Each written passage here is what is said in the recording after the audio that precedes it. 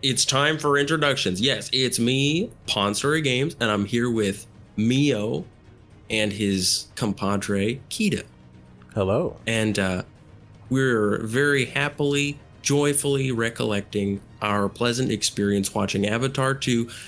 And we have no complaints with the movie. It's just such a great movie, and we can all tell why it took 14 years to make.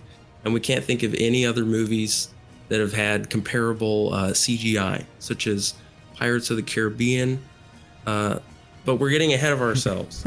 Seriously, do you guys feel like it had more impressive CGI than anything else you've ever seen? Definitely more current, because it was made with new computers. Like when I think back of just Revenge of the Sith, everybody knows Phantom Menace and Clone Wars. They had some iffy CGI because it was still early 2000s. But I feel like once they got to Revenge of the Sith, the CGI was very consistent and very real. I can't think of any scenes in Revenge of the Sith that just looked off or didn't look real. It was all very consistent to me. It's my opinion. And when I watch Pirates of the Caribbean, especially 2 and 3, again, not so much 1 because again CGI was a little new, but when I remember Davy Jones and all of his guys and all the underwater scenes with them, and it looked real to me. Every bit of it looked real. So I'm just surprised to hear people say like, these are the most amazing CGI people anybody's ever made. Those movies were made back to back and were like 2 years apart, each of them, and they looked completely real. So I don't know. It's just even that selling point of CGI is always one of the worst ways to ever sell a movie, because it's going to be outdone or matched by somebody else if it hasn't already been. Yeah, the visual effects are kind of a big draw. I think it's probably one of the only draws for these movies, just like the first one.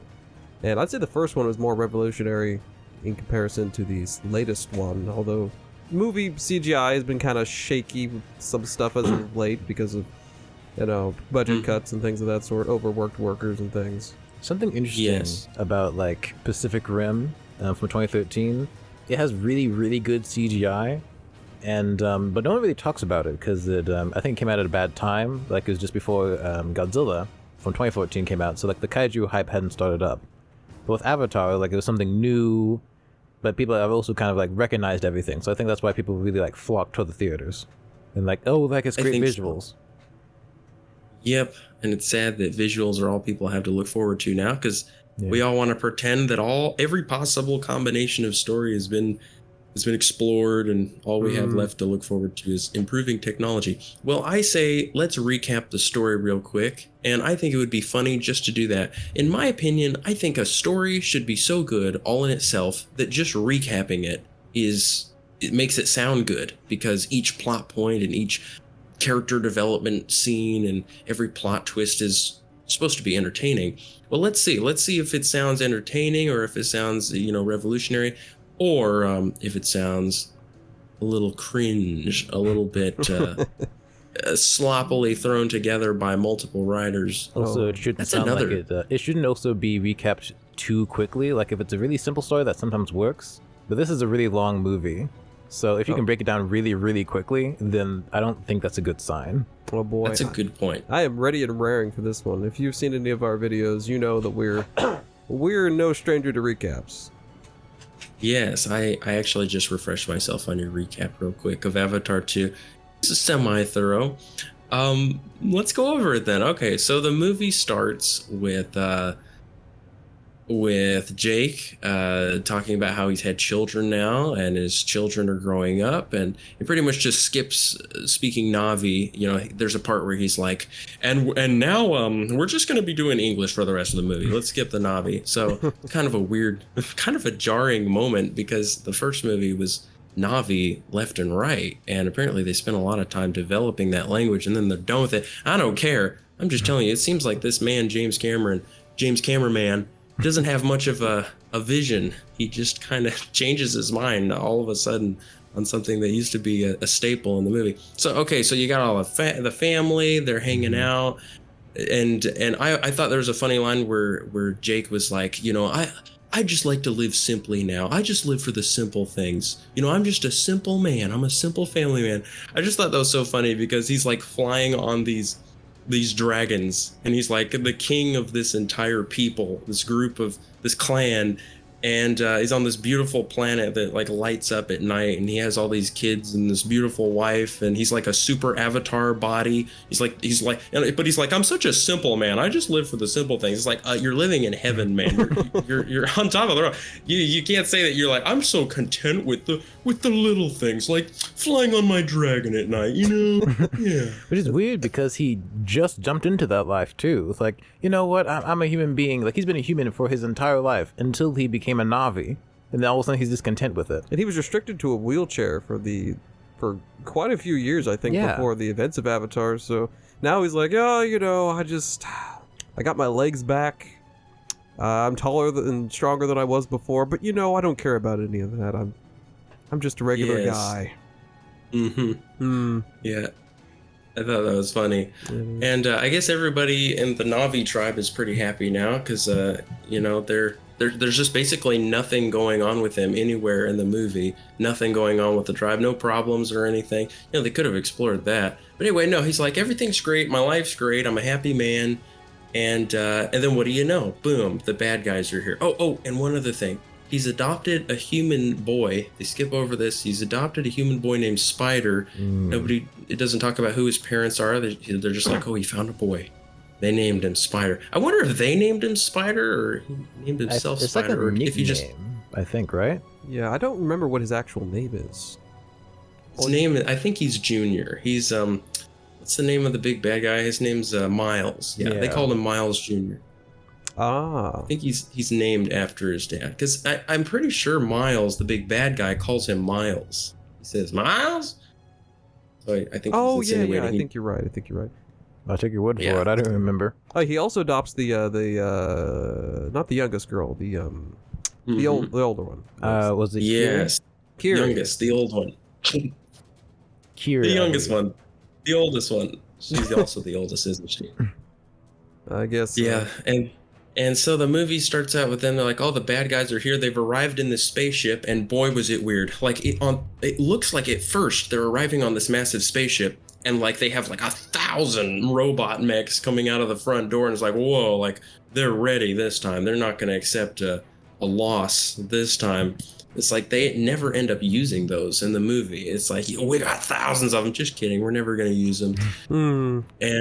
And then, you know, here's another thing. I'm just going to start complaining immediately because I can't help it. Okay. Neytiri sees these people destroying the forest, and she just starts wailing and crying. Okay, just crying. And I'm starting to think that's all that she's going to do in these movies is just cry, because they're like, she's just such a great character. You know, she cries when the tree blows up. She cries when she was, you know, betrayed by Jake earlier in the film. Cries when her father dies. When her father dies, she cries, you know, when the trees are burning a second time, or is it a third time? We can't even keep track. She just does a lot of crying and wailing, and you know that's really what makes the character likable. If you haven't noticed, they just cry constantly. It shows raw emotion. It shows that she is so emotionally developed that she just can't take it when anything happens. She's such a strong and that is character development. Character is emotion. Character is just crying. Okay, anyway. So you got the big thing, and the big spaceship arrives, and the humans are like, we're really serious this time. We're not gonna accept no for an answer. We're taking this planet. And then Jake is like, oh no, let's move. So he announces to his tribe. Well, okay, not yet. Okay, well, I'm getting ahead of myself. So then it does a sudden skip forward. And it's I don't even know. I guess how many years later does it say after that? It's a few years later. Yeah, 3. I want to say 2. Yeah, they're like flying their dragons, and then they decide to attack a train. Yeah, they attack the train. I've always wondered this too, how they're even capable of doing such things. Like that the bad guys the humans don't have weapons just to defend themselves and destroy all of them, especially after last time. They're still not prepared. They're still bringing in these gunships with these giant glass windows. It's so unnecessary. Like, you do not need glass windows on your gunship. Absolutely. We have a short video on that, actually. But yeah, it's and the train itself is not super well constructed to the point that it would be, you know, the track is the major weak point, and there's no guards anywhere near the track. So they just have a clear shot to just blow it up. Out of curiosity, was this train made before they were kicked off of Earth, or is this like when they first came back? I don't know. If it is a recent construction, they built that train track real fast. Yeah, because they built that train track without any problem, and now that they're using it, now they have a problem. So you think they would have, like, I don't know, built some guns in or something? Because if it was an old one, then I could give it more of a pass. That's true, but I don't think they had a train in the old one. They were still Yeah, that's what I'm thinking. still digging and stuff for the unobtainium. Which they still have yet to obtain, but they don't care about unobtainium anymore. That's another big plot point. They're done with that. They're finished. Who cares about unobtainium, man? What was unobtainium used for in the first place? We have no clue. Yeah, at least they told us what the weird stuff was being used for in this movie. But Yeah. The other one was just valuable. I don't know. It's gold or something. But anyway, back to the story. it's like gold. Yeah. Okay. Yeah. So yeah, they attack this thing. Jake has kids. The kids are reckless. One of them endangers the other's life, I guess, because he's reckless. And there are explosions, and they survive it. And then when they get home, Jake is like, "Hey, you're reckless. You're dumb." It's amazing how respectful Jake's children are to him. They're very respectful. They don't even fight with him or say, "But Dad," like a normal teenager would. And it actually makes it makes Jake unlikable. That he doesn't even appreciate how respectful his children are to him. Actually, Jake's really unlikable in this movie. Yeah, we can get into that. Yeah, Yeah. I have a few thoughts on his character for sure. Yes, but so yeah, I want to get into this whole thing with them bringing back Miles Quaritch. Oh, yes. So James Cameraman announced that he would be bringing him back for all 5 movies. Which, by the way, is a major spoiler alert much. I know. He's never going to die. Yeah, that is a major spoiler he gave to us. That's a good point. But we know now. He's in all of them, And typically somebody would only do that if they had developed like the coolest villain ever. Like he has got so much character development, but he's just nothing. And that's what everybody's expecting with this movie. It's like, well, you had better do something interesting, James Cameraman, because, this guy wasn't that interesting.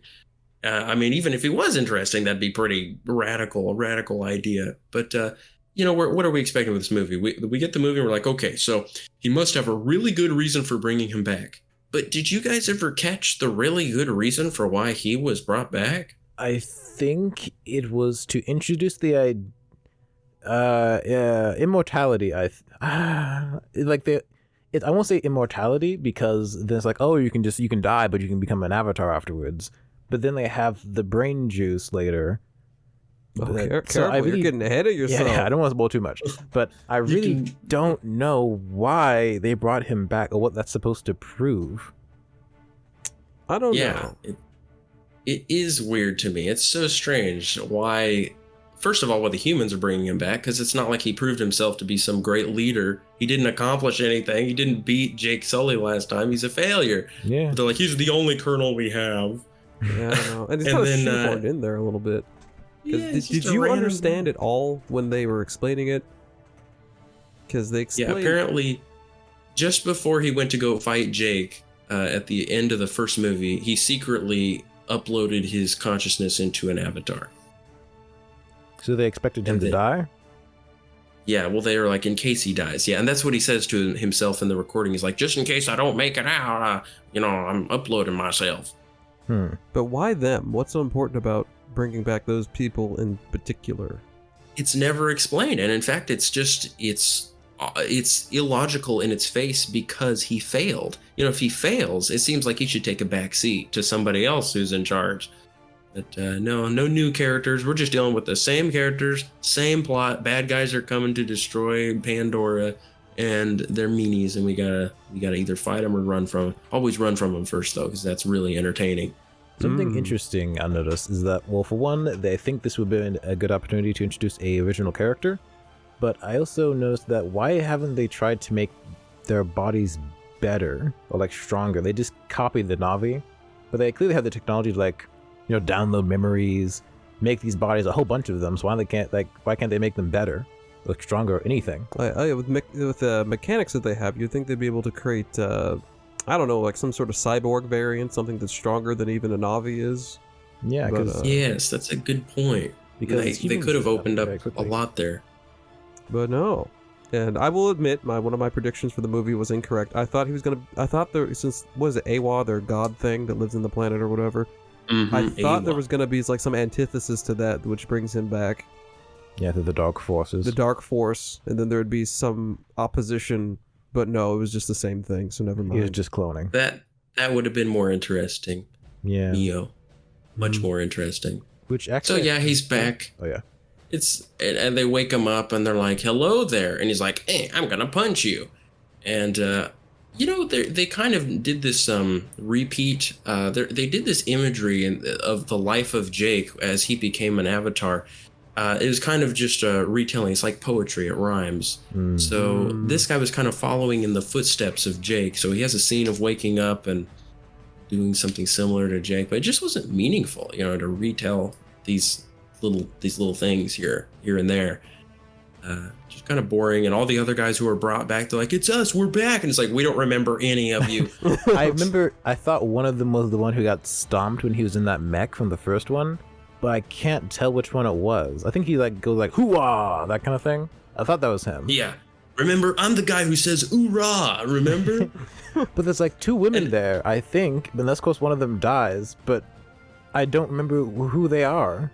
Yeah, I don't remember any of these people. Oorah is such an old phrase. I don't even know if they still say that in the military, but you got to remember James Cameron, he's a long time, like his brain is still 20 years ago. That's true. Question. What was my question? Oh yeah, when did they have the time to give those little memo things for if they died? Like, what was the point of that? Because I can see Korich because he's high in the status and stuff. But these guys are basically just grunts, so I'm curious as to why they did that. Yeah, that's a good point. They are grunts. Yeah, do they do this with everybody? I mean, pretty much they're an invincible army. And if they are going to do it with these dumb grunts who died randomly, why can't they afford it for everybody? Yeah. No idea. That's the amazing thing. If they can make all these mechanical things, why not just send robots? Why are you sending humans to go fight? Because you're so advanced, right? Yeah. And again, quit making these put them inside a robot suit, okay? This is really simple because they only have the Na'vi only have bows and arrows. You just put them in a metal suit that doesn't have glass. It's so simple. You send that robot into battle, give it like a little camera on the outside, and boom, you win. You win the battle. It's over. Also, those bulldozers from the first movie, those were actually really effective, and they consistently came back. They couldn't do that in the infight of the last movie because, they needed to fly and stuff. But if they just used the tanks again, I think that'd be fairly effective. Probably. Those weren't even made for war. Yeah, it literally just bulldozes everything. Just keep on using those. The Na'vi can't fight back against that. Oh, yes, but this is kind of jumping a little bit ahead in the story. But, he'll goes to talk to that one lady when he gets down to Pandora. And she says, their new motivation is they want to inhabit this planet because the Earth is dying. We're not sure how, but the Earth is just dying. And that does explain why they didn't just nuke the planet from orbit. That's true. Just saying. Points for James Cameronian. He thought ahead enough to say, why didn't they just destroy everything? Because in the beginning, the ship lands and it blows away half the forest or whatever. It's like, why don't they just do that all over and just get rid of all life? It's like, because they want to inhabit it. So there we go. There's like a little ounce of thought that was put into that. Should we continue on with the story now? Oh, sure. Where were we? We'll be here all day. We're going to be here a long time, guys. It's already 22 minutes. What are we doing? This is going to be a multi-part. Okay, so we're skipping along faster. Okay, yeah, he gets angry at his kids. He's like, don't be bad anymore. Stay home. We're not going to go fight them or something, but we are going to fight them. So Jake right now, he's fighting them. He's doing what he was doing in the first movie. Mm-hmm. But then there comes a point where Quaritch decides, he's going to go down. He's being sent on a mission to go find Jake, right? He's like, I'm going to go hunt down Jake. And he thinks that by going on foot and walking around on the jungle floor, he will just randomly come across Jake. That's what he thinks. He's like, out of all the Na'vi, I think Jake just walks around out here. Or maybe I can find some of his family members just walking around. I'll just run into him. And not only that, but I'm going to survive such an encounter like I did last time. And this time, I don't even have a mech suit. I just have a puny machine gun. But yeah, this is smart. This is really smart. So he's showing how dumb he is. Everybody is. Yeah. Actually, I think they were doing like a test run. or something. like a test run of. I don't dying. know. They said like, oh, the Pandora thinks it's one of our own or something. I guess to see how the environment reacts to the body or something. I don't know. Oh yeah, that was it. The the planet reacts to, like, I guess, technology or something like that. So using the Navi bodies is they want to see, like, oh well, the Awa, whatever it is, still attack us or not. So I guess that's why they're going on foot. Yeah, Although they had guns. that's true. You think it would attack? Also, Jake has guns. yeah, I was like, also, so clearly guns don't bother the planet. But also, if you remember back to the first movie, when Jake was in his avatar body, he was attacked by the salamander tiger thing and some other stuff.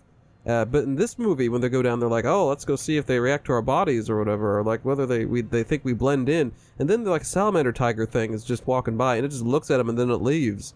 Yeah, it runs away. It's afraid of him. Yeah. It's really weird because on the one hand, they want to say Awa controls the animals and makes them all come attack the humans in the first movie, but then it's like not quite. Awa doesn't quite control them. And why would Awa make the animals stop attacking them? I don't know. No clue. I don't know. Maybe the planet's gotten used to avatars now. Maybe before it was like, oh, this thing's like half human. I'm gonna attack it. But now it's like, Jake's cool, so we're just gonna leave the avatars alone. Mm-hmm. Who knows? What would have been much more interesting is if the story was told, if you are going to do something like this, you just set up mystery. And that's what every plot twist is. It's just information is hidden until a certain point. But they could have done something where like avatars show up out of nowhere, or like Jake and his family meet other avatars and they don't realize it, but they're meeting other, humans who are in avatar bodies. And so they're like deceived, and he ends up meeting Quaritch, and Quaritch blends in, and then there's like some betrayal where he's like, hey, surprise, it's me. But no, that he's just gonna walk around the jungle and not do anything. Like, what would have been a big plot twist is if Quaritch decided to like get married and like have actually have kids and act like an avatar, or do something other than just get a machine gun and start shooting people. But that's all he did. Yeah, I think that would help serve the purpose of why they want to blend in and stuff. I think that would that just make more sense, I think. So yeah, that's a good point. Yeah, infiltration would have been interesting. And more family stuff, because James Cameron wants to talk about all the family. This story's all about family. Look at Jake. He used to just be a Marine, but now he's all about family. But then like Quaritch, though, he's still just about shooting things, and he always will be. Yeah. So, he's walking around on the ground, and for some bizarre and random reason, the kids are exploring, and Jake's children all randomly run into Quaritch. I'm not missing anything. One important detail, this is like the second time, I forget the name of the characters. It's like the second oldest son who gets everyone in trouble all the time. This is the second time he's done this. First, he almost got his older brother killed by doing something that they shouldn't have done, and now he's telling them that, we should go move forward and, check out this place that we should not be in. So I think this is the second time. This is now the second time. Yeah, he's put his siblings' lives in danger. He's really great. We're like, on the one hand, we respect him for being respectful to his dad, but then he's just so dumb. Why is he doing this? He does. Neteyam, that's his name. Neteyam? Yeah. Right? How do you remember his name? Oh, he just looked up IMDb. Shh! Don't reveal my secrets. Sorry. Hey, I had to do the same thing with Rogue One. Oh, I understand. Understandable. Yeah. Good video, by the way. Okay. Thanks, man. It's my best one. So they keep going. They run into him, and what does Mr. Bad Guy do? Oh, well, first of all, he doesn't kill them or anything. He's like, this is nice. We've got some hostages, which was the smart thing to do. Mm-hmm. No, he ends up not using that at all. He ends up not using the hostages. It's so lame how they just immediately escape, even though they shouldn't have been able to. But the thing I complain more about is just that they now have this plot point. They could have gone some places with this, because this is an interesting contrast. Jake has the son of Miles Quaritch. That's who Spider is. He's got him in his family, and we assume Spider has grown up to love Jake, although they don't show any of that. They don't show them being close in any way. There's no dialogue between them, but we just assume that. We're supposed to assume it. Yeah. So they could have had this kind of dynamic where Jake has Miles' son, and then at some point, Miles Quaritch ends up taking one of Jake's children, and like they're kind of raising each other's children, right? And they don't like each other, and there's this weird dynamic of oh, maybe I'm actually starting to love this child, or, care about them or something, right? But at the same time, it's like they're a hostage. If the other does anything to my child, then he's gonna pay if he hurts my son. But they don't do anything with it. Seconds after him being, Quaritch meeting Miles, he takes his own son, Spider, into his custody, and Jake gets his own children back seconds later. So there isn't this dynamic that I thought would have been so cool of them having each other's sons in each other's possession. Instead, it's just boom, instant exchange. Spider goes back to his dad, and Jake gets his children back. Total wasted opportunity. So disappointing. Another thing I found that was really annoying is that you're supposed to be given this idea of stakes throughout the movie, but first we get like, oh no, the bad guys are back, they're burning down everything. Then we get, oh, we're using guerrilla raids and stuff like that, and we're really successful. Then, oh no, the children get kidnapped. But then immediately in that time, Jake and Neytiri just come in, and then they kill a bunch of the military guys, and then just get the kids out in this book. So it's like, where are the stakes? They just got out with everything they wanted, except for the child that they didn't even have. Yeah, the only loss was Miles. Yeah. And they don't even care about him. And they don't even care about him. Like, you would think that an epic, loving father like Jake, who's talked up to be this great hero, would try to go save his adopted son. He would assume, well, Quaritch doesn't care about him. He's my son. I'm going to take him back. You could have some kind of stakes or some kind of conflict or moral dilemma like that. Like, oh, am I going to take him away from his rightful father? But no, he just does not care a bit about spiders. Like, couldn't care less. Well, he did say, like, he's a tough kid, which is why I won't bother saving him, basically. He's a tough kid, it'll be okay, but he's also a lost cause, so... yeah.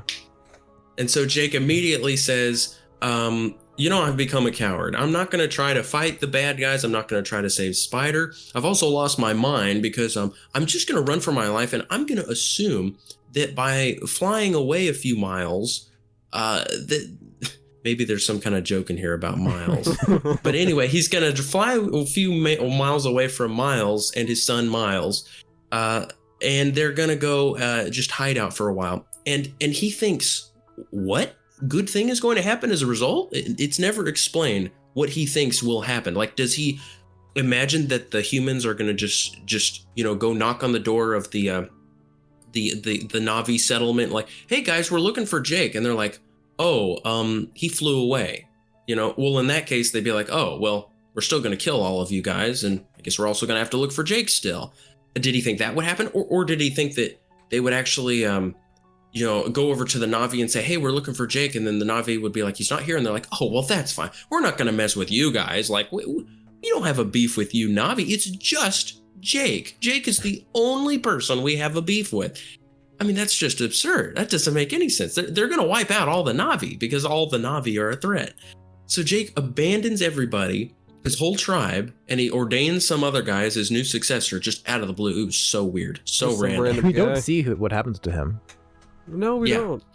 He doesn't even have a line in the movie. Jake is just like, you're in charge. All right, let's go. Let's fly. And the weirdest thing, too, is that all the Na'vi tribe, when they see these thousands of mechs coming toward them and this massive army of humans coming to wreck their lives, they're like, yeah, bye, Jake. That's fine. You just abandon us. Like, not a single Na'vi goes with Jake or insists that they go along with him and says, Jake, we're going to die. We need to stick with you. You're our leader. You're the one who saved us last time. They're just like, bye, see you later.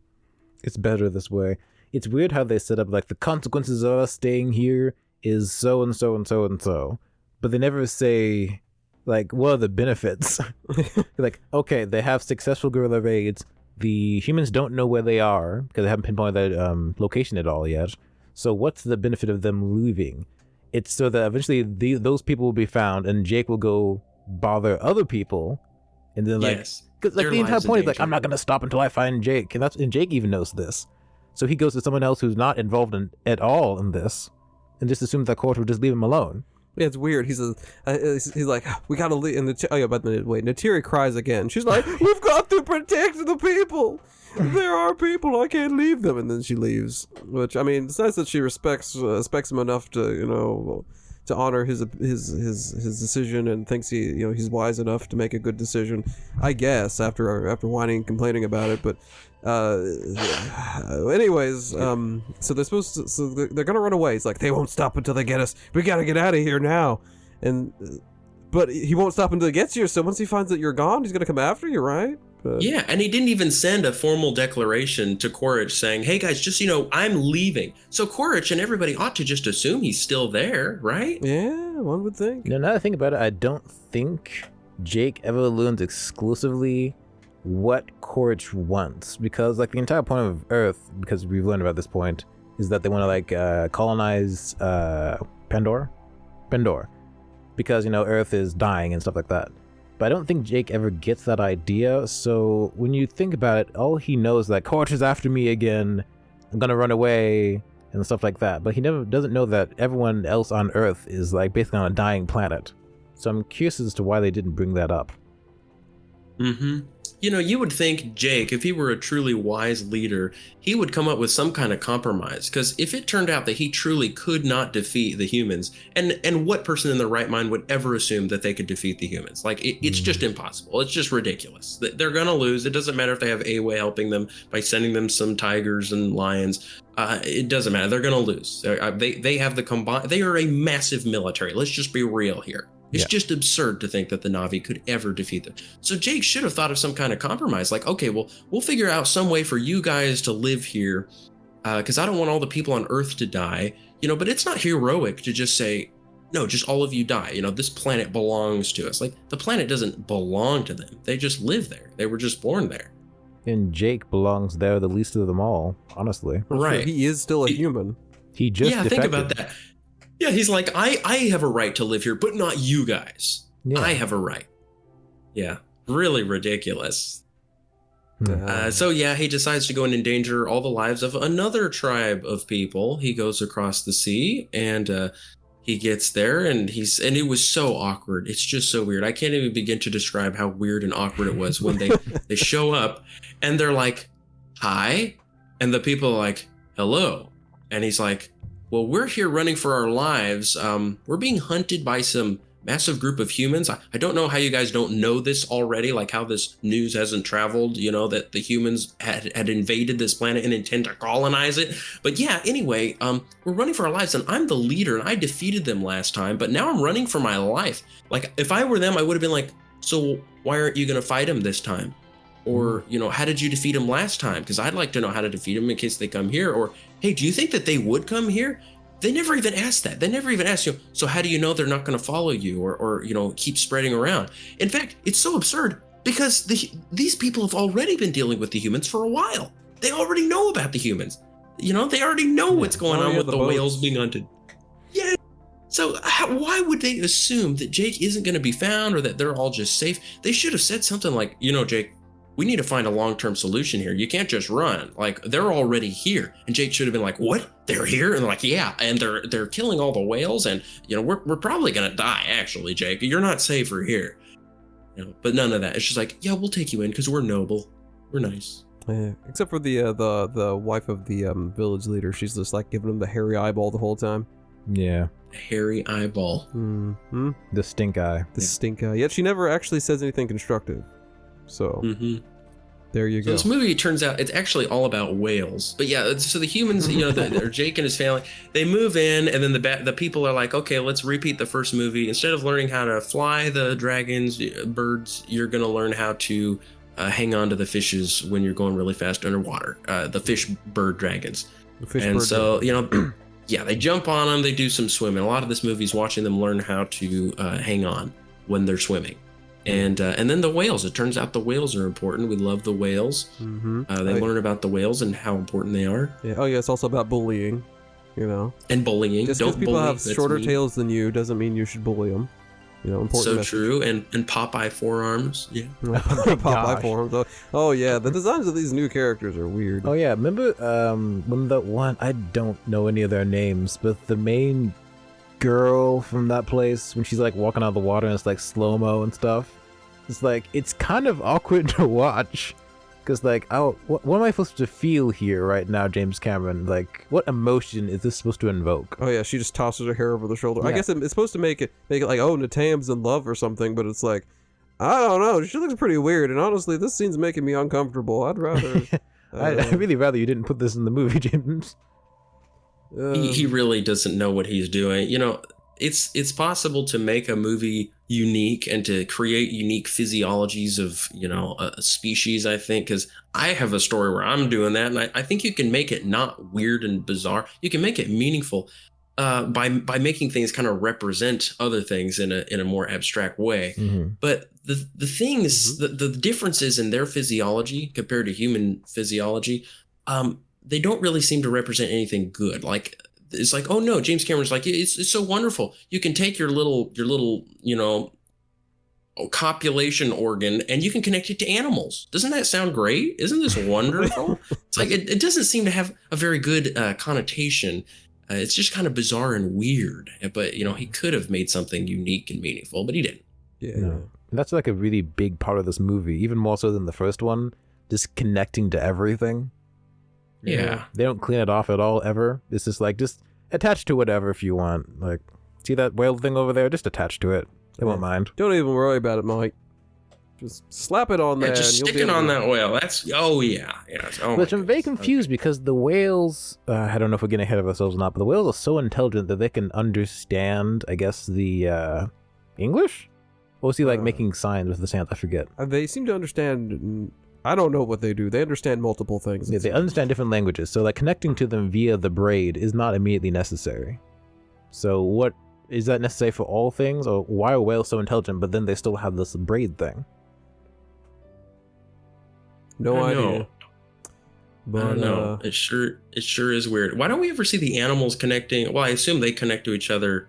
Can they? Or I don't know. You know, if there are a they lot do. of questions. It's an amazing thing. I don't even know where to start though. There's so many questions. We can end the abstract stuff after this. Okay, we'll do that. Good idea.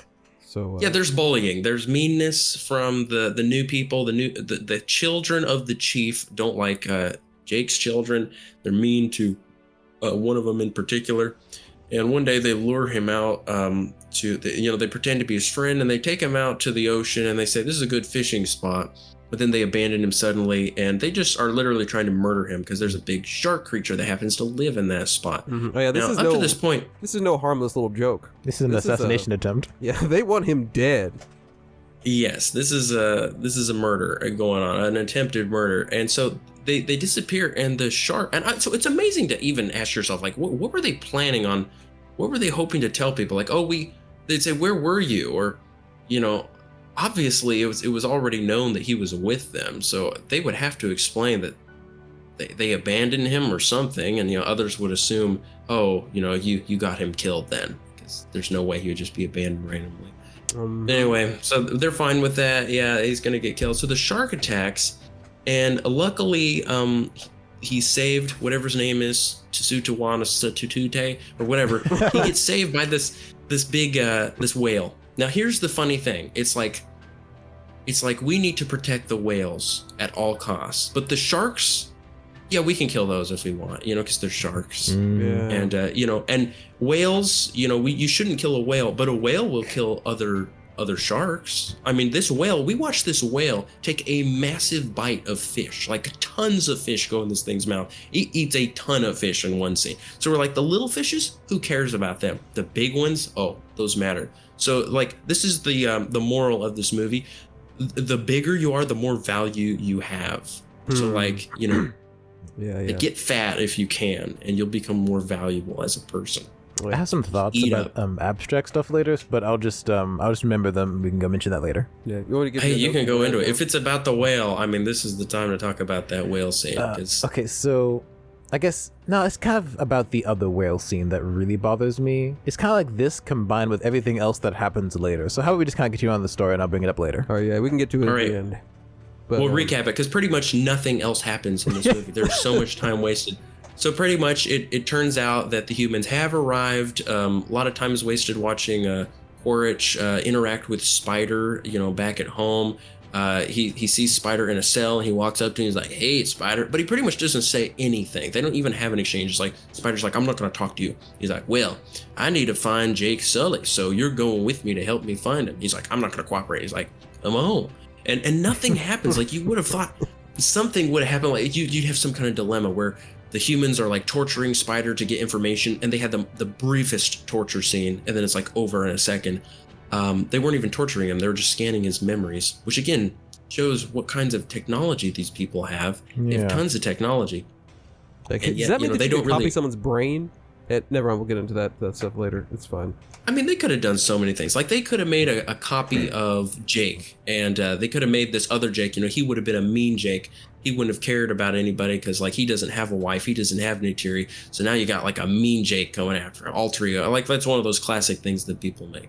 Yeah. I don't know. Yeah. They could have made Miles Quaritch turn into a good guy by becoming sympathetic to Jake, or you could have had Jake, invite them all to come be friendly on the planet, because the humans actually have something to offer to help them. But then, another Na'vi tribe is against it, and another Na'vi tribe is actually evil or something. Hang on there, Pawn. You're coming up with good ideas here. There's no time for that in Avatar 2. We got to talk about the whales. Okay, well, back to Quaritch. All right, let's go. Let's go. We forgot to mention Kiri. We didn't mention much details about what she does because that kind of plays into the story and stuff. Oh yeah. I remember that. She falls asleep sometimes, and then she likes to talk to the bugs, and she stares at stuff. And she's also her own mother. Oh yeah, that too. She popped out of her own. Who did she play by? Sigourney Weaver. Yeah, she plays herself, her own child, who popped out of her little avatar. Because she's dead in this movie, but the avatar's still around. It's just asleep floating in a tank. Nobody's like, put that thing out of its misery. It's still just sitting there in dreamless sleep forever. So then it got pregnant. Oh yeah, it got pregnant from nothing or something. And then Kiri popped out. Yes. Awa caused it. It's so funny weird. how people make fun of George Lucas in the prequels for making a virgin birth story and, just borrowing from Christianity. We're going to have the savior is going to be from the virgin. And then, James Cameraman does it and nobody blinks an eye. They're like, oh, that's fine. That's great. It's normal now. It's funny how whenever somebody's trying to elevate a plot, they try to add these religious elements to it. So like Awa is God in this world. Yeah. And we got a virgin birth. And okay, but then nothing else. Yeah. But no, it's kind of weird. Like they even say at the beginning, they were dedicating one of his babies and they're like, she was having first communion with Awa. I don't know if you caught that. I didn't notice that.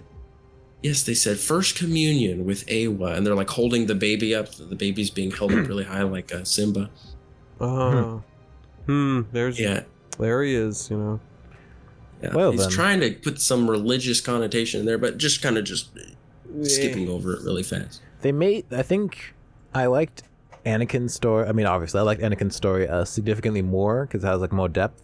But with Kiri, it's like that's so ham-fisted. It's like, look, she has a connection to Awa, and she can do this, and she's basically like the environmentalist Jesus of this universe. It's really weird, and it's very ham-fisted. Yep. Yes. So yeah, Quaritch, he gets to get his own hang glider bird thing. He gets his own glider dragon bird, and he flies it. And Spider's there with him again, repeating some scenes from the first movie where Jake learns how to fly these things, and basically nothing happens. He's flying. Like we're waiting for him to arrive. And again, did you guys remember how they ended up finding out where to go? Like were they just exploring and they ended up finding Jake's tribe that he'd moved to? I remember. Are you asking in a sarcastic fashion, or are you asking because you actually forgot? Maybe I did forget. Oh. Well, you see what happens. That's perfect, actually, because we just talked about Kiri and her weirdness. They find the underwater tree, the underwater Awa tree, that they can connect to. So she has a little communion thing with Awa again. And this time she enters bliss or something, and she has a seizure and falls over.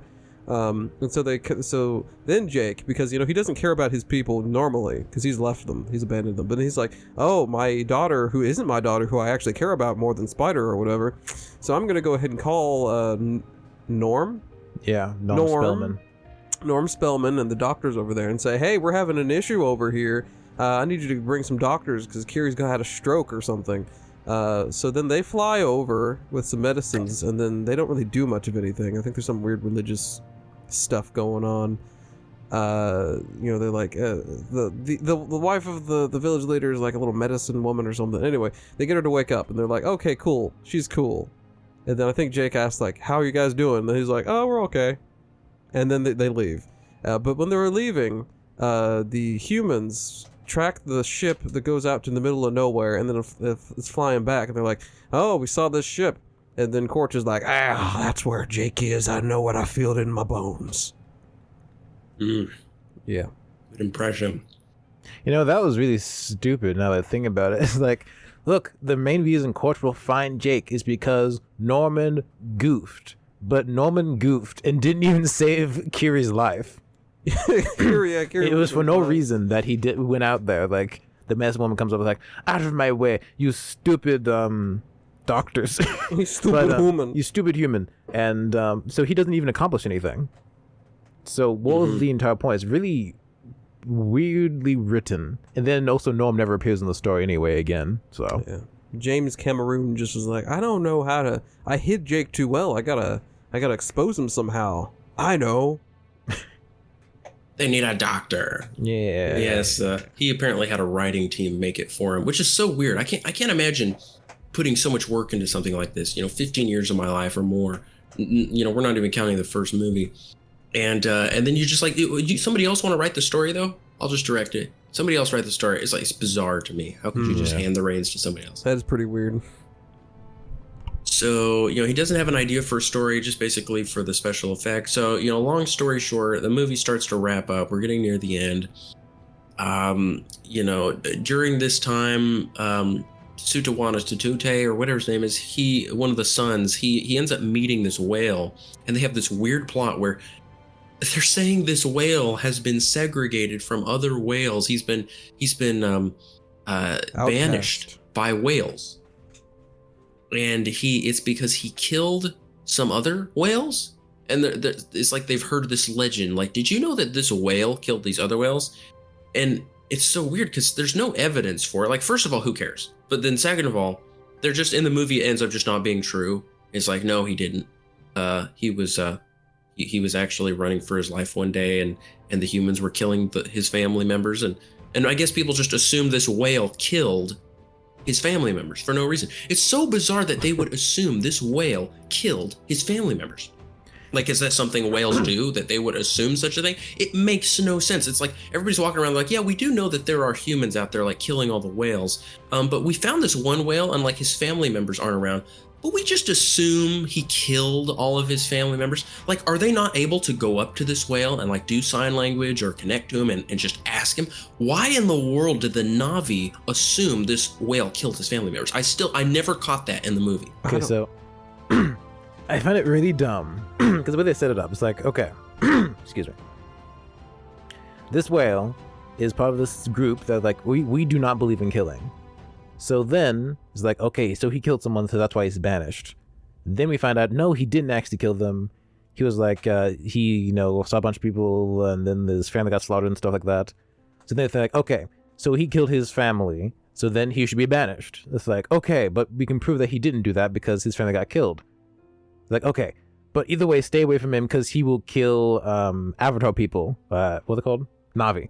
He will kill Na'vi, even though he was never proven that he even killed Na'vi. But then it's like, but I can prove that he didn't actually, kill anyone. It's like, well, it doesn't matter. You should stay away from him anyway because he killed someone. Or like, oh, either way, he was reckless enough to get someone killed. So they keep on inconsistently changing the story. Like in that one scene where the chief guy's talking to the dude, the kid. Mm-hmm. Yeah. He's like in the middle of the conversation. He's saying like, well, it doesn't matter because like he did something that was bad enough. So that's why he's banished. So stay away from him. Yeah, that's insanely weird. Also, they care so much about these whales. They're like, oh, they come by every year or whatever. This whale's family was killed, but somehow nobody is aware of this, that they were killed by harpoons. Yeah, like you can't even look he at actually his hopped body. up on the ship. He hopped up on the ship, took control of the guns, and shot his family to death. That's what his goal was.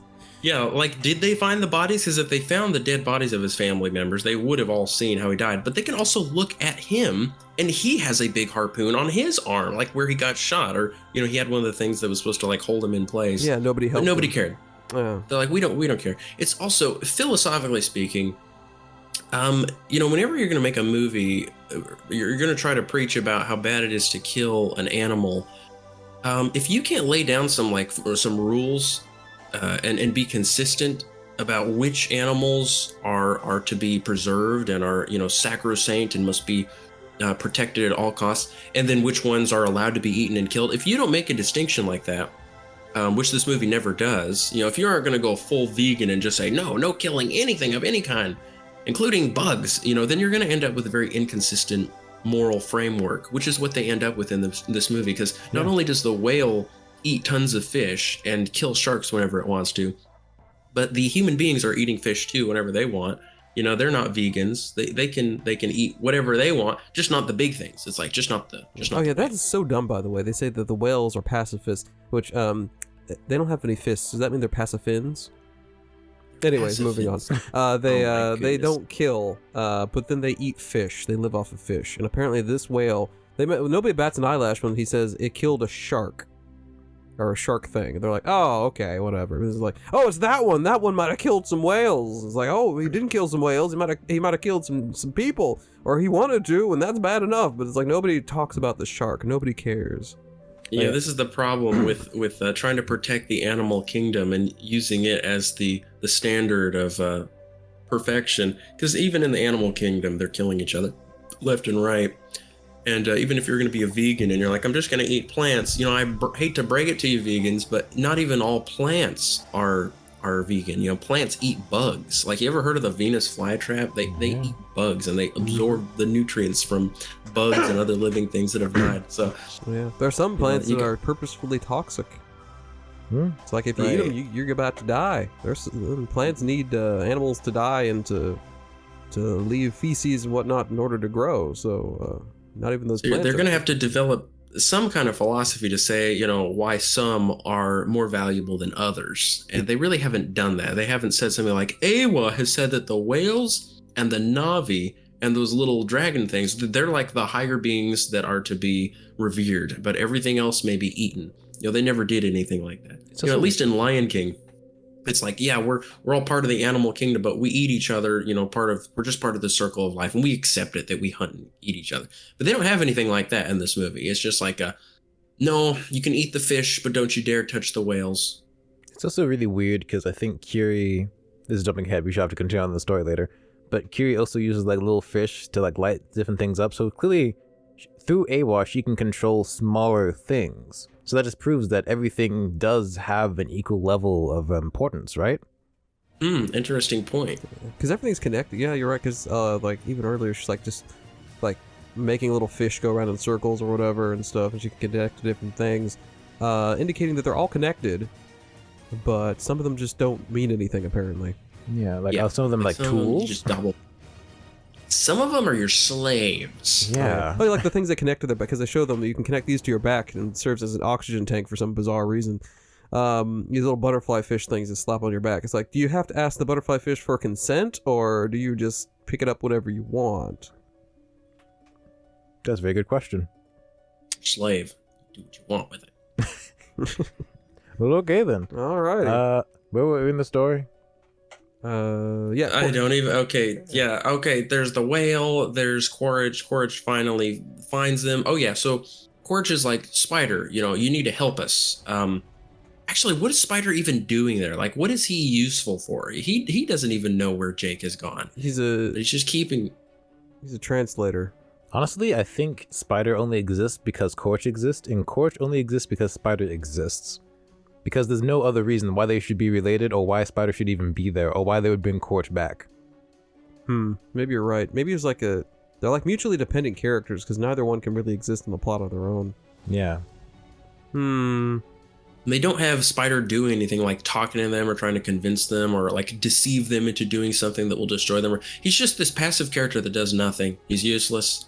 Dude. And Quaritch, he's kind of like doing nothing. He's learning how to fly bird creatures, and that's it. You also don't get an idea about what Spider's actual relationship with Corch is.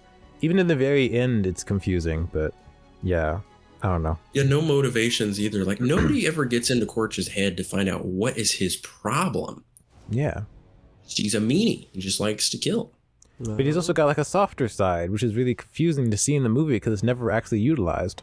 Yeah, sometimes it's like, hey kid, you're not too bad. Still not your father though. It's just like, well, it's not even really demonstrated or shown or you know, given any kind of reasonable exploration of character. It's just, hey, did you know he has a soft side? Okay, that's it. All right. Well, Spider was like, oh, when he jumped off the cliff, he's like, oh, maybe he died with a bird thing. I feel slightly disappointed. And then he's back. He's like, oh, there you are. We should move on with this story. Yeah. Oh yeah, we learn about the brain juice from the whales. They're whaling the whales for brain juice to make people immortal. Oh my gosh. Yeah. Wow. Just amazing. You know, and I'll tell you, I'm surprised that the Na'vi aren't even interested in that. You know, at least like you know, like asking the whales for a donation or something. Like, has nobody even asked the whales if there's some other way to extract it? Because, you know, that's pretty useful. But, you know, there's no communication going on in this movie. I'm also very confused. If a whale, because the whale is clearly dead, you know, the whale dies and everything, then they get the brain juice.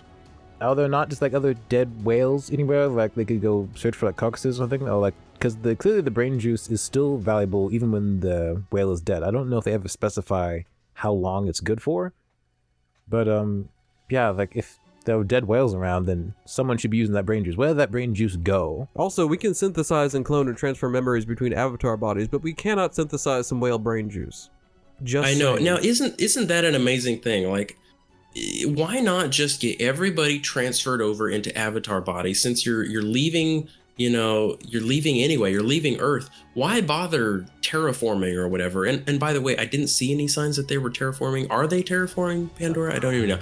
But why not just get everybody into avatar bodies? You know, wouldn't that make the movie a little bit more of a at least for the dumb Na'vi who have such a problem with humans for no reason. You know, the Na'vis are very racist. They just hate humans. You know, like, no, you can't be here. You know, like this is, you know what this really is? You know, coming from a liberal like James Cameron, this is a very anti-immigration movie when you think about it. Yeah. Like, no immigrants can come to Pandora. We own this planet. Like obviously there's a lot of room for everybody, but no, everybody get away. You know? Yeah. If you think about it, like, oh, our planet is dying, we need to go here and then go and populate it for, you know, to survive and everything. It's like, no, you cannot come in here.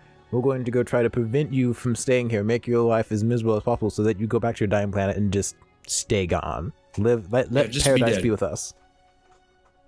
Right? I'd like a conversation where that happens, where Quaritch, you know, or some emissary from the humans asks the Na'vi, hey, is there just some place where we can go? Like, we don't have to destroy your tree, you know, we'd rather just go somewhere else instead of just making them pure evil and just like, we're going to kill all the Na'vi. And then the Na'vi are like, well, you know, actually just die. Would you guys all just die? Like, go back to where you came from. And if you do come here, we're going to shoot you with our bows and arrows. And then the humans are like, well, you know, if you do that, we're going to have to defend ourselves because, you know, we're not trying to kill you or anything. We're just trying to survive. Is that okay? And they're like, no, we're gonna shoot you with our bows and arrows if we see you get anywhere near us, or like actually just your existence is like loathsome to us. We will murder you if we see any of you. You know, your men, your children. Like, what would the Na'vi even do? Would they kill all the human adults? But then they're like, yeah, but guys like Spider, you know, we accept the children. We'll let the children live with us. Why? You know, what's the difference? Why don't you have compassion on them all? Why only on the children? I think it's because Spider was left behind. Yeah, and there are already some humans that are still living with the Na'vi. Like two or three. It's like a few. Yeah, they have compassion. They're like, after we drove you humans away, now we have compassion on the ones you left behind. Oh wait, with Norm, by the way, I thought his avatar died in the first movie. Where did he get his new one? They just made another one. I don't know. Apparently, they can keep making them. See, that's the question. They already have immortality. Why are the humans trying to look for some special brain juice? Because you already have immortality with these Na'vi bodies, these avatar bodies. Oh yeah, you can just transfer memories between them and you're fine. And why would you want immortality when your planet's dying? And why would you want immortality in a human body? Why not? Why wouldn't you want to? Unless they're going to terraform the whole planet, but that's such an extra amount of work to change the entire ecosystem of the planet, because you're probably going to kill all the living things on the planet which are breathing that air, right? Right, and then it's all this. Again, why don't you just nuke it from orbit then, and then start from scratch? Yeah, Because everything's going to die. What is the plan here? Like, are you going to utilize any of the animals for food? Are you not going to use that? All the plants and trees. Don't you need all that stuff? Because I assume they need this atmosphere. So really strange. These are major plot holes. And coming from somebody who's all about the world and world building, he seems to have just James Cameron, man. I mean, he just completely glossed over these things. Okay, so the end of the movie. Here we go. We get to the end of the movie. I think it's okay if we skip some boring things that don't really matter. Obviously, we've got Kiri swimming a lot in this movie. And yes, she does go down to the big Neytiri, which is underwater. And she has a vision, which is bizarre, and nothing is revealed in it. She just randomly has a seizure. That was a plot point. Mm-hmm. Okay, so then we have, once again, we have the humans interrogating various other tribes and saying, tell us where Jake is. And they all have this undying loyalty to Jake. They're like, you can kill all of us if you want. We just love Jake Sully so much because he's such a great man, even though they don't even know who he is. Like, they have no knowledge of him. And apparently they're pacifists. But, if they were truly pacifists, they would have already, come up with some kind of, well, they would have told Jake Sully, like, we don't approve of you fighting them. Like, we're never going to fight anybody. That's what a true pacifist does. But of course, these Na'vi tribes, like, as soon as the bad guys come to kill them, they're like, actually, we're not pacifists. Never mind, let's go to war. It's so weird. It's like, are you actual pacifists or not? Like, have you ever even considered the ramifications of being a pacifist? It means you're lambs to the slaughter. It means you are going to be killed by people. It's like, we're pacifists, never mind. They weren't even pacifists for 5 seconds. But no, anyway, yeah, Spider is like, quit being mean to these people. It's mean. And that's all Spider says. And then, you have Jake's son again. Jake's son once again goes and takes all of his friends out. And they say, let's go out. And why did they go out? Was it because of the whale that they all went out and endangered themselves? They heard that the whales are getting hunted down because the Corch was taking the whaling ship. And yes, the whales are being hunted. Yeah, they're like, I gotta go warn my whale friend who's been outcast. And they all follow him. And conveniently, that whale has also been tagged. Yeah, the whale's that very moment, that whale is being attacked. Yes, so they find the whale. The humans are coming. So this is now the third time that this same son of Jake Sully is endangering his siblings, and all of his siblings are there being endangered at once. All of them, just like the first time, or the second time. And so, naturally, they literally all get captured. It's amazing. All of them captured. And Quaritch, he should be like, rubbing his hands together going, I've got all of Jake's children. Like, I can pretty much make Jake do whatever I want. And see, this would have been a really interesting moral dilemma, because if Jake truly loves his children, he would do anything for them, and he wouldn't allow them to be murdered, right? He's a fighter. Mm-hmm. Right. So, but what do they do in the movie? It's like the whole tribe is like, Jake, we're going to help you go get your children back, even though they're hostages. He's like, yeah. I don't really have a plan for what I'm going to do, though, because, if they're hostages, that means he can just murder my children if I don't do what he says. And let's still go to war. Let's, show up. But I have no plan for what to do when Miles Quaritch says, if you take another step, I'm going to kill your children. But no, they suit up. The pacifists immediately grab all their weapons, which they shouldn't have if they're pacifists, but they've got all their weapons. And they're like, let's go fight. And then, what does Quaritch do? He's like, I've got your children. Don't do anything or I'll kill them. And then Jake's like, now what was I going to do again? Because he had no plan, apparently. Stumped. Oh, yeah. And he's completely stumped. Have you seen Wakanda Forever, the Black Panther movie? No, I have not. Oh, well, basically the scene looks pretty similar. It's big ship versus people who are in the water. But I find it interesting. I don't think that they have any kind of radar on their ship, because later, the whale thing attacks and stuff, but they don't sense that thing coming. I don't think. So it makes a good point. So it makes me wonder as to why Jake didn't think, these fish things that we're riding on can go underwater. Why not just attack from below or do something? Yeah, you would think he'd have some kind of plan, but he has no plan. Yeah, it's like, well, because the Na'vi rely on Jake because they're like, he'll save us because he has all this knowledge as a combat veteran, but he doesn't bring any knowledge. He pretty much just says, yeah, just, go out to battle on the bird. Just do what you guys would do. I don't have anything to add. Pretty much. Because, they attack from... Yeah, why would you not attack from below He knows how the fish work. He would probably know how the ships work and everything like that. I don't see why they would think to just attack it straight on. That's not a good attack plan. Right, let's line up in military formation so everyone can see us. I don't know. You'd have to do a secret rescue mission. That's the only way to do it. So anyway, the whale decides to chip in. The whale's upset. He gets really angry, and he jumps out of the water and lands on the ship. And it's pretty much, it's like poetry. It rhymes. But this is what happened in the first movie as well. The movie is basically, the Avatar 1 ended with the big massive helicopter, the one from Avengers.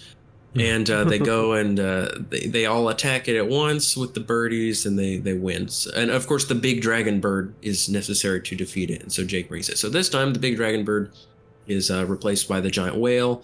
Big whale jumps out, he lands on it, he smashes it. I'm sure there are a lot of plot holes here, but my brain's fried too much to even notice all of them or to comprehend the magnitude of the insanity of this movie.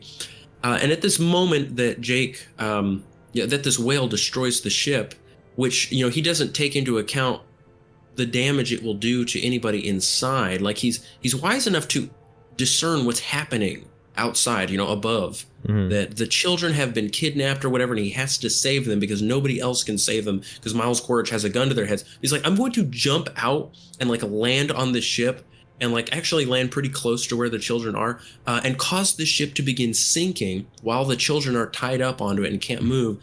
But I'm pretty sure somebody's going to be able to save the children in time, and that I won't injure the children or anything. But of course, he could have killed them accidentally. Mm-hmm. And at this very moment, all of Jake's friends, the entire tribe, the entire army that had come to fight, disappears. They completely, a few seconds later, they're just gone, and it's just Jake and his wife fighting Miles Quaritch, and this whale is helping. I saw a couple of scenes with the chief of the water people. I saw his wife doing a couple of things, like stabbing some people. Oh yeah, they're there. They just don't really make that much big of a difference. Oh, yeah. It's also weird. They're in the background. Yeah, because they're in the background. Yeah, before this point, also, the Jake was gonna surrender. He was like, "I have a kid, Jake. What you gonna do?" And he's like, "Well, I guess I better surrender." So he's going out there alone. That's when the whale attacks, and then he's like, "Oh, never mind the surrender. Attack!" And then everybody else just kind of becomes CGI noise in the background. So, yeah. Yeah, it's amazing that Quaritch, he's like, instead of still using his hostages, which are sitting here, this is the only way he can win.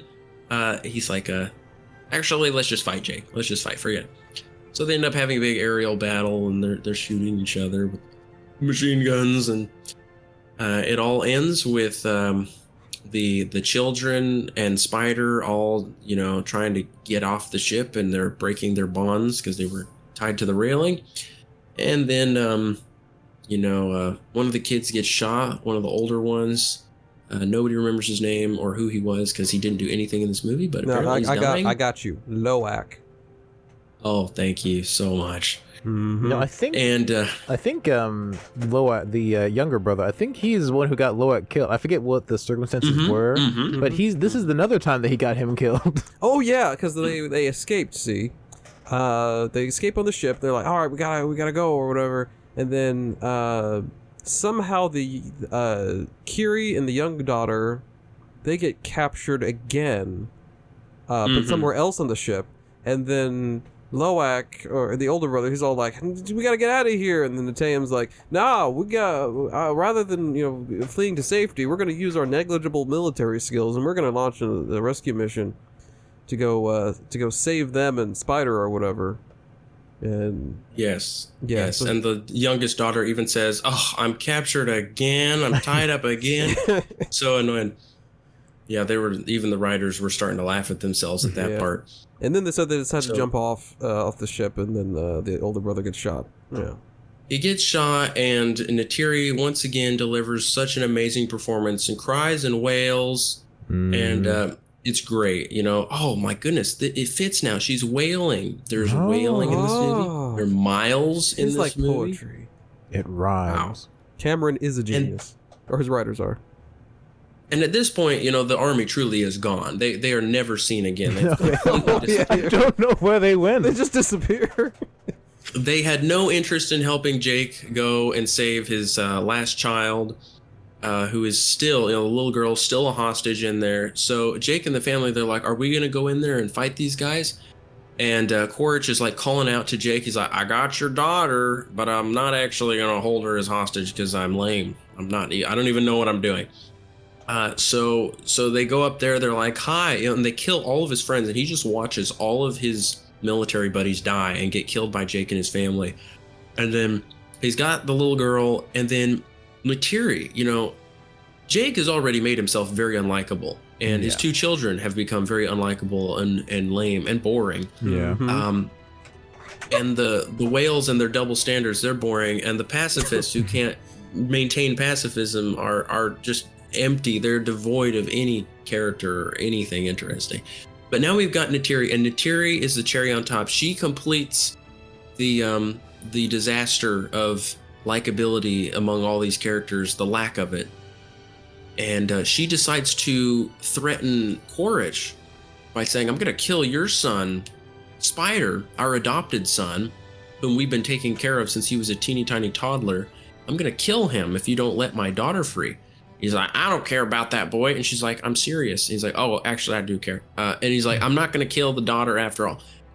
And so they exchange children. And so Neytiri has now become a villain. She's threatening to murder somebody. Yeah. She's serious. It's like, wow, these are all really wonderful characters. We really like these people. Who are we supposed to be rooting for again?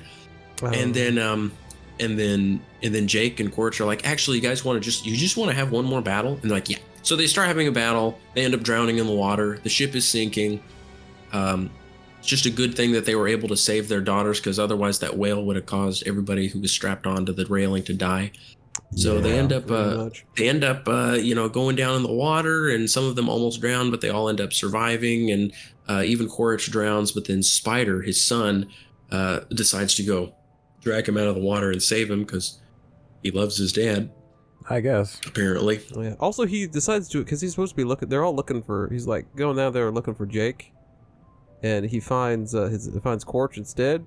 He's like, well, I guess I'll rescue Quaritch. I'm also not going to go back and look for Jake or anybody else. I'm just going to go, put him on a little floaty, and I'm just going to, disappear from the story for a while. I'm not going to go back or try to help it anymore, It's like, I can only save one survivor. He's pleasantly surprised when he finds that his family has survived. So he pops out, Quaritch is like, join me, and together we can rule the galaxy. Mm-hmm. And he's like, no, thanks, Dan. Maybe So he doesn't actually love his dad. Maybe next time.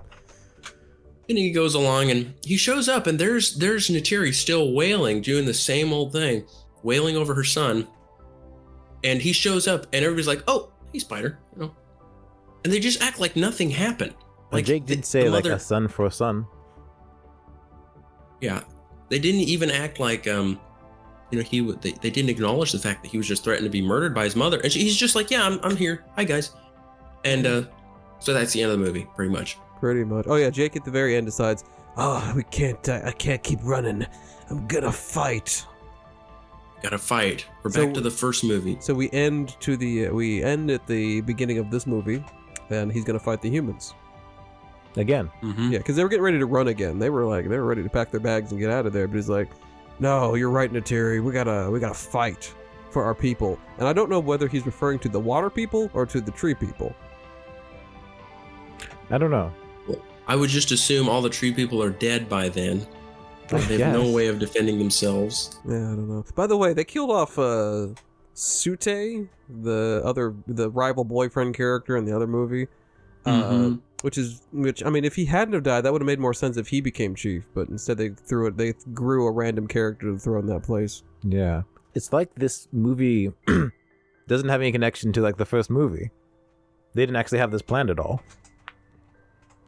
Yeah, they didn't. James Cameraman said that he had a script made, and then he didn't like it, and he scrapped it, and he made another one. And I really don't think he had much planned at all. He was kind of flying by the seat of his pants, as they say. Yeah. Well, that was that hot pile of steaming goodness that was Avatar 2. Yeah. If you had to give it a rating, Pawn, would you give it out of 10? What would you give it? I give every movie a 0. I'm very consistent like that. Oh. Very good. I forget what we said in our first reactions. Honestly, I think the score is probably dropped. I would give it 2. It's mildly coherent compared to some movies I've seen which I couldn't understand what was going on at all. Actually, a lot of times in this movie I can't understand anything either. It's like, Yeah, but Keto, you said you had a point about the whales. Did you already make your point about them? did I have a point about the whales? I think I mentioned that with like how inconsistent it is with the pacifism, and then saying he killed people, but then he just killed whales, but then he didn't actually kill the whales. I think that was my main point. Oh, okay. I I think. see. If I remember whether there's something else, I will let you know. Well, the movie has potential, and the one idea, and I think this is the idea that's most fascinating to people, it's the switching bodies. It's becoming an alien and going and completely changing your life and living on another planet in a totally new, habitat, all new animals and flora and fauna and all that, and having a family there. But people are going to realize at some point, they're going to see that life on Pandora is pretty much the same as it is on Earth, except things glow at night and you get to, swim around in the water sometimes. And you can fly on creatures. You can fly on the creature, but they need to come up with something more. James Cameraman needs to come up with some kind of conflict going on Pandora other than these humans that are coming to kill everybody. Like, that is the most boring and mundane plot imaginable. How can you have this idea of switching, into alien bodies, but then just recreate the life of Earthlings? It's not at all interesting. Yeah, it's Or like uninspired. it's like every movie ever. The plot from the first one is so predictable, and this one just steals so much from the first one that it's outrageously boring.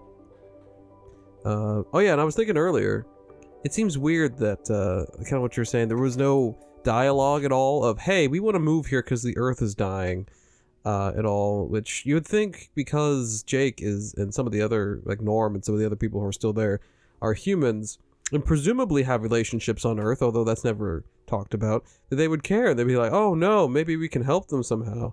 And instead, Jake just leaves of his own accord, his own tribe. It's not even like his tribe kicked him out for having sympathy for the humans. It's not like, oh, hey guys, we should come up with something. And they're like, no, you traitor. You always were a human, Jake, and kick him out. No, he just leaves and runs away. Also, Yes. they're mining for whale brain juice, which has nothing to do with saving the Earth. You'd think to raise the stakes, it'd be like, oh, we have to actually kill these creatures or mine into the Earth or get unobtainium or something like that to stabilize Earth so that we can save our planet or something. Well, you got to remember where James Cameraman's brain has been. It is still stuck in the past. The whales is an issue they were talking about like 30 years ago. And he did take 13, years to make this movie. So even then, he's a little behind the times 13 years ago. He's really doing this catch-up game. He's like, whales, isn't that still relevant, guys? Whales? And everybody's like, James, no, we're on carbon emissions. Get with the times, James. Also, one interesting thing I did remember about the whales. It's a kind of I think it's a different point, but I find it interesting how it's like, it's like this really gory thing of like, oh, don't do whaling. It's really bad. It's really cruel. But at the same time, if you look at how many countries do whaling, it's mainly like kind of Easternish, and specifically the Japanese do it a lot. But the Japanese also do like shark fin soup and stuff like that. It's like, so it's okay to kill the whale can kill the shark, and that's good. But the whale He can make soup out of him too if he wants. Yeah, I guess so. But it's like, Should have had a scene like that. yeah, but it's like you can use whales to different things, like you use the fat and everything. Like whaling is bad because it's very wasteful. But in this movie, like it's excessively wasteful. But with the sharks, it's like, the Japanese really do waste the sharks. They waste a lot of stuff over there. So why not mention that as well? But they just focus so hard on the whaling for no particular reason. Right, shark cruelty doesn't matter. Also, it's kind of weird. They're like, oh, you only take that part and you leave the rest? It's like, it's not like animals don't kill each other for weird things. Orcas, they will kill baby humpback whales and eat the tongue, and that's it. Yeah. They don't even need to. They will kill dolphins. Those are cute little vicious creatures. They kill smaller dolphins or porpoises or other whales sometimes. This is pretty cruel out there for zero reason too. It's like that's not just a human thing.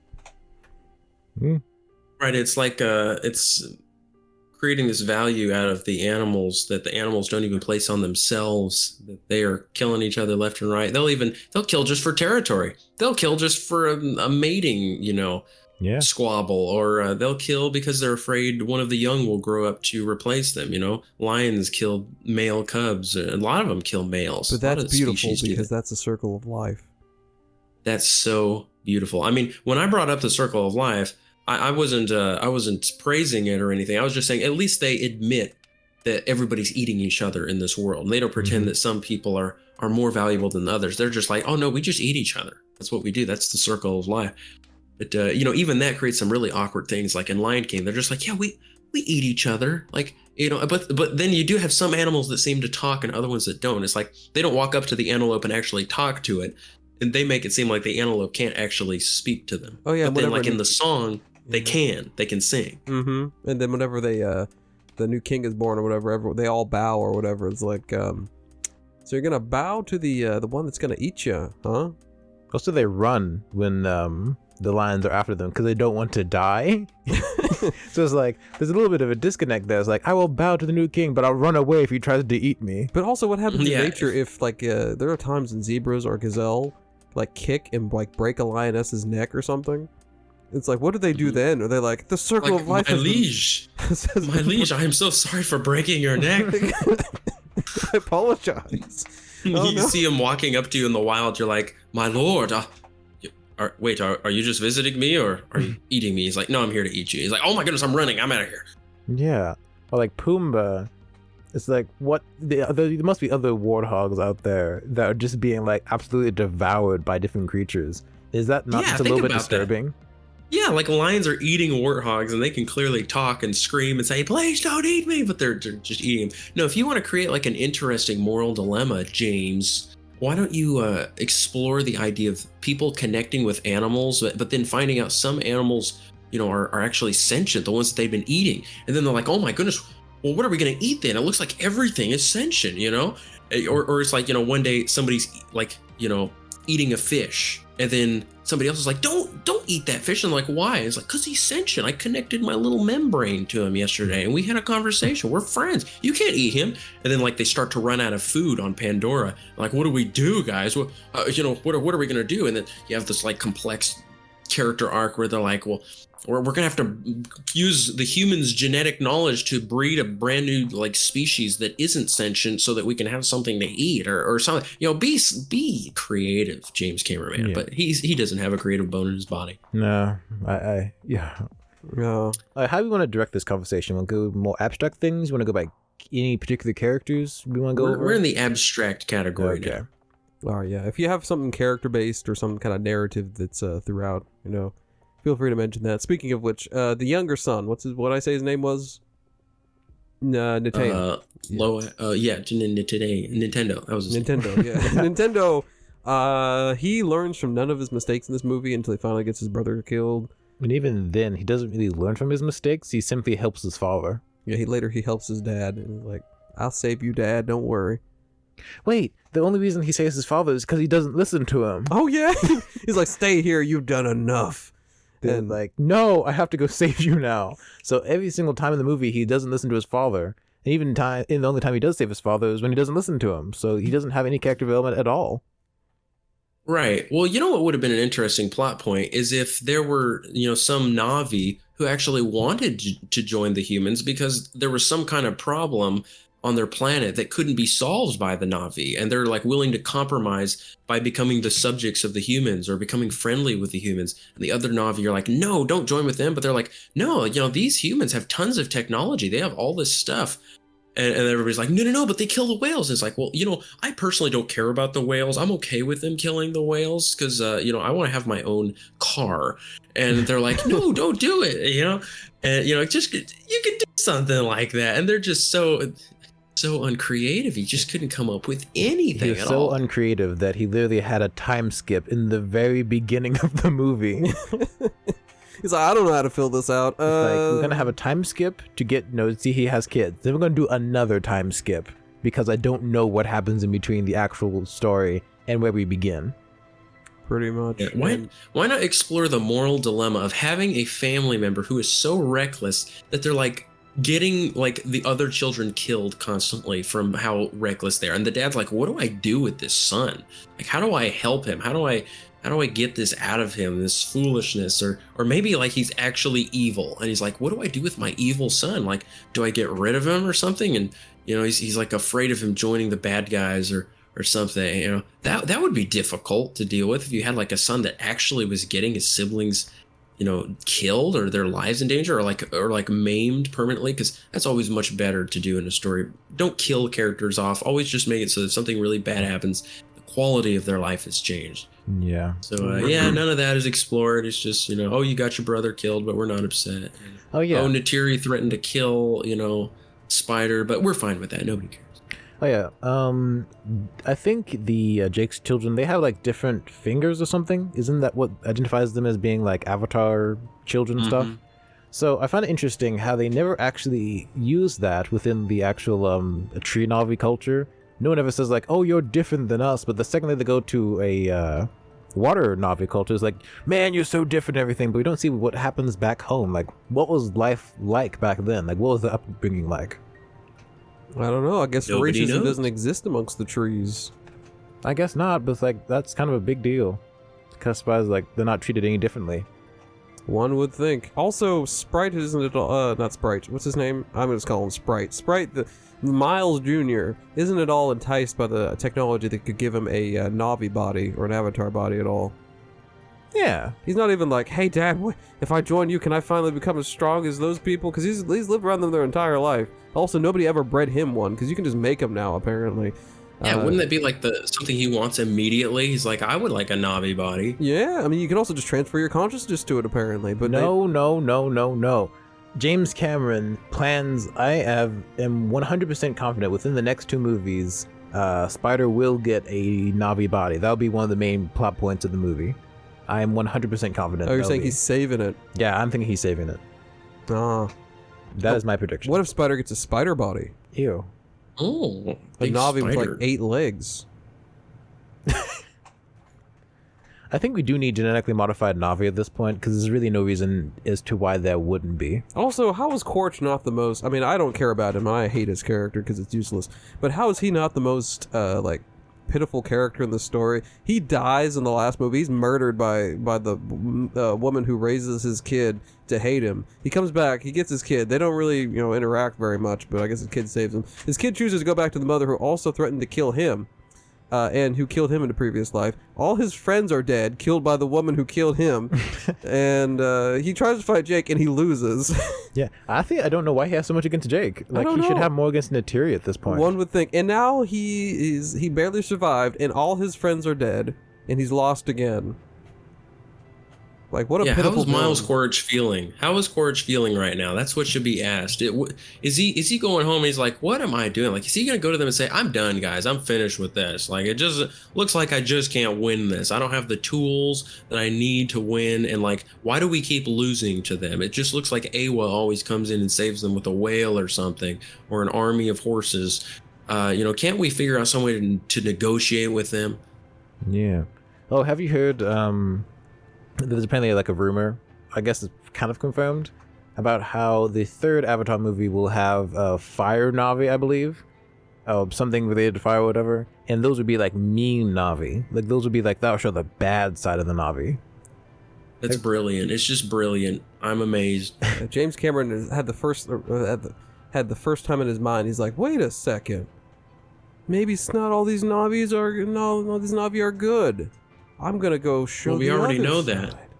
We already know that from Neytiri. Yeah, we know that all. I mean, yeah, half those people seem pretty bad. I was supposed to find interesting Avatar: The Last Airbender, the anime Canadian cartoon, whatever it was. That's like the elements are the earth, wind, fire, and what else? Earth, Air? Yeah. No, wait, no. Earth, wind, fire, and water, I guess. Earth, wind, fire, and water. And he's done wind because they fly. He's done water. He's gonna do fire. Are they gonna have like Navi underground next time? There you go. They're gonna ride worms like Dune. I didn't see Dune, but yeah, probably. Yeah, you saddle yourself. That was a really original idea. Yeah. Just connect. Did they ride the worms in Dune? Did they like to connect their They braids? do. They take like a little ice pick and stick it into his back, and they just go around. Oh. Oh, it's kind of cruel, isn't it? Yeah, but you're allowed to do that because the worms, I don't know. You can do whatever you want. It's okay to eat fish because they don't have any feelings. You can continue abstract ideas. I'm going to be right back. I'm going to use the bathroom. Okay. You mean the restroom? You're The gonna go restroom. rest.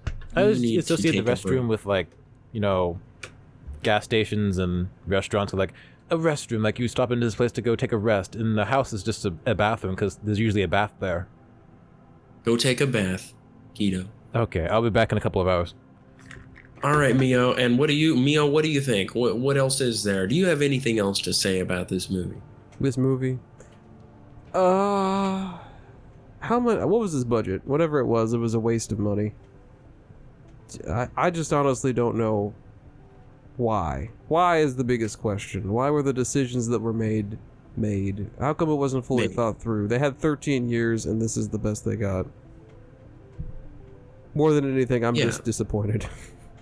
Yes. You know, Mio, I've been writing, well, not writing, because I'm not a writer, and I don't believe in that whole idea of I'm a writer. I'm not a writer. I'm a storyteller. I get ideas for stories, and I happen to write them down. But you know, writing doesn't really matter to me. But the point is, I've been collecting ideas, conceiving ideas, connecting ideas, and crafting stories for 14 years, since I was 12. I'm 26 now. And in 14 years, I've come up with thousands, you know, not tens, not hundreds, thousands, about 6,000 individual ideas for some kind of plot development or some kind of plot twist or character development moment. I've written down about 6,000 in 14 years, and that's the same amount of time that it took James Cameron to make this movie. And so when I consider and really ponder, because I'm a pawn, that a human being is capable of producing so little in so much time, while, you know, I see how much I produced in 14 years, and I am about to release one of my own stories based on these ideas I've collected. You know, I marvel at people that they can be so empty-headed. How can you not be collecting tons of ideas over such a long period of time, James Cameron, man?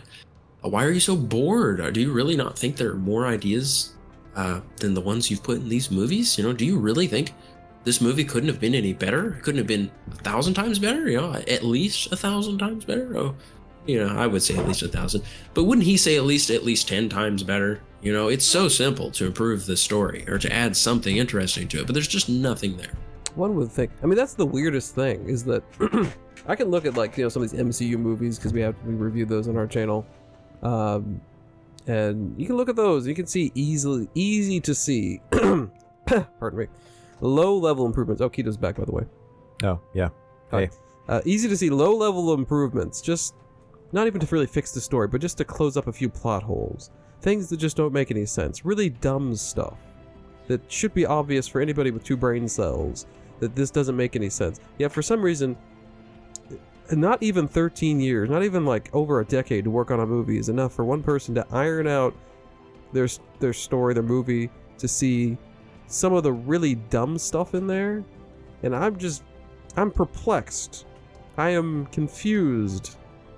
I am confusion. I'm confusion. Mm-hmm. I don't understand why he looked at this movie, thought, yeah, that's good, and didn't think to fix any of the little stuff. Or any of the big stuff. Like, it's super obvious.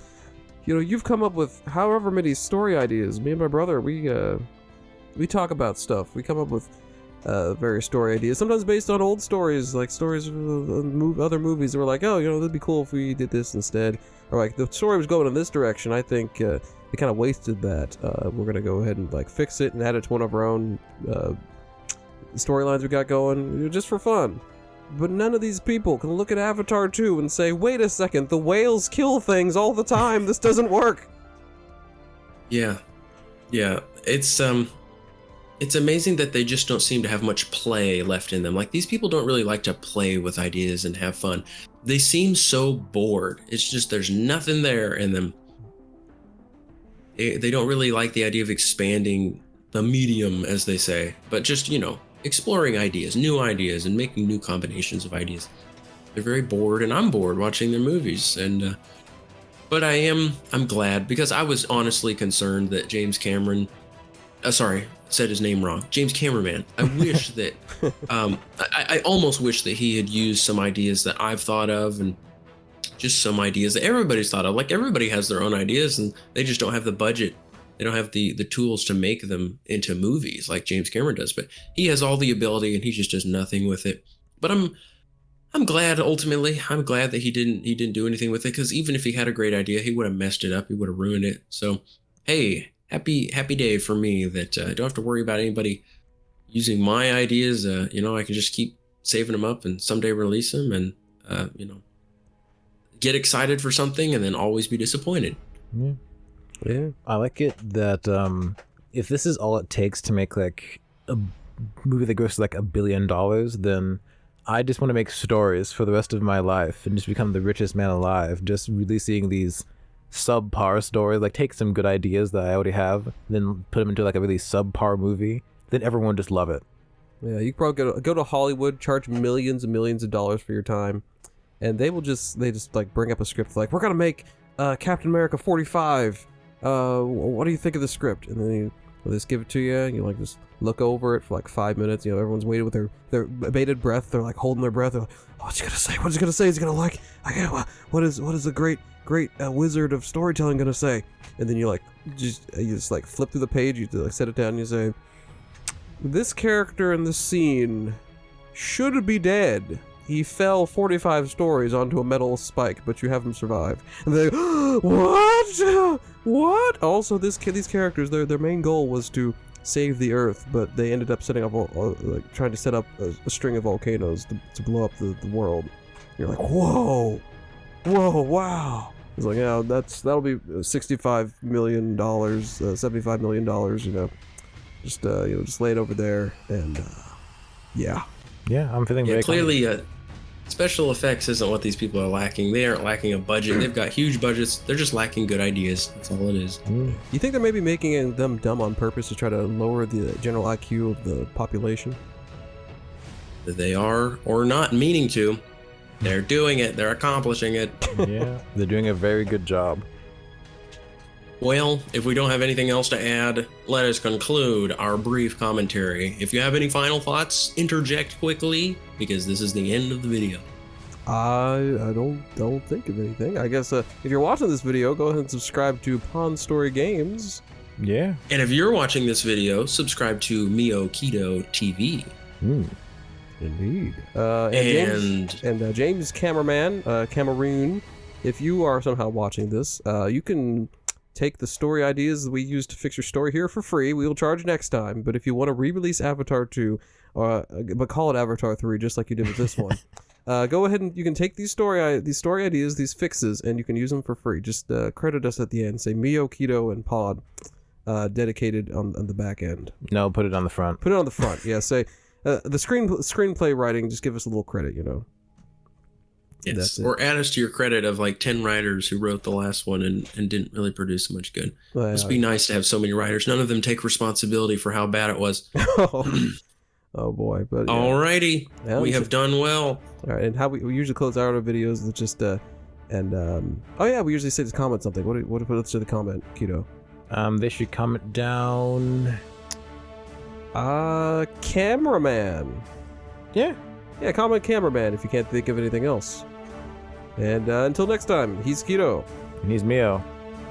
And he's Pon, I guess. And we hope you have a blessed day. And we're one happy family. All right, farewell. All right. Bye. Bye.